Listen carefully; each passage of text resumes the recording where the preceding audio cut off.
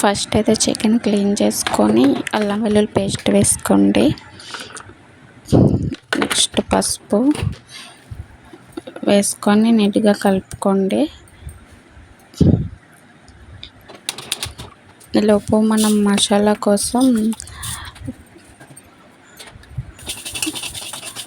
వేయించుకుందాం. మసాలాలు ఆవాలు, మెంతులు. ఈలోపు ఆయిల్ వేసుకొని హీట్ అయినప్పటికీ ఇది మనం పొడి చేసుకుందాం. ఆవాలు మెంతి పొడి చేసుకుందాం. నెక్స్ట్ మనం కలిపి పెట్టుకున్న చికెన్ అయితే వేసుకుందాము. మంచిగా ఫ్రై చేసుకోవాలి చికెన్ని. ఆయిల్ హీట్ అయినాకే వేయండి. మరీ గట్టిగా పీస్ అయితే అయిపోకుండా కొంచెం స్మూత్గా ఉండేటట్టు వేయించుకోండి.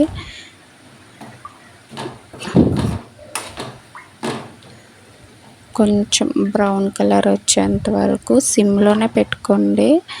ఆయిల్లో అయితే అస్సలు పెట్టద్దు. వేగింది కదా, ఇప్పుడైతే మనం పొడి చేసుకున్న మసాలా ఉంది కదా, మసాలా పొడి అదైతే వేసుకోవాలి. వేడిగా ఉండేటప్పుడే వేసుకోండి.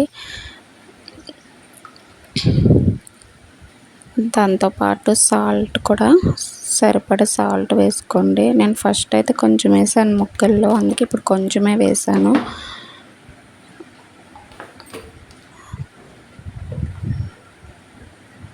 కారం కూడా సరిపడా కారం కూడా వేసుకోండి. వేసుకొని మంచిగా కలుపుకోండి దాన్ని. ఆ వేడి ఆయిల్లోనే ఇవి కూడా కొంచెం కారం కూడా వేగిపోయినట్టయితే మనకి పాడవకుండా ఉంటుంది పచ్చడి అయితే. ఇదైతే 1 month వరకు బయట స్టోర్ చేయొచ్చు, ఏమీ అవ్వదు. ఇప్పుడైతే బాగా చల్లారిపోనివ్వాలి. చల్లారినాక నిమ్మకాయ వేసుకోండి. నిమ్మకాయ పిండండి. నా దగ్గర ఒక్కటే ఉంది పీస్, అందుకని నేను కొంచెం వెనిగర్ కూడా వేసుకున్నాను. అంటే నిల్వ కూడా ఉంటుంది కదా వెనిగర్ వేసుకుంటే. నేను కొంచెం ఒక మూత అయితే వేసుకున్నాను వెనిగరు. వేసుకొని మంచిగా కలుపుకొని ఏదైనా గాజు జారు ఉంటుంది కదా, దాంట్లో అయితే వేసుకోండి. గ్లాస్ జార్ అయితే మనకి పచ్చళ్ళు పాడవకుండా ఉంటాయి.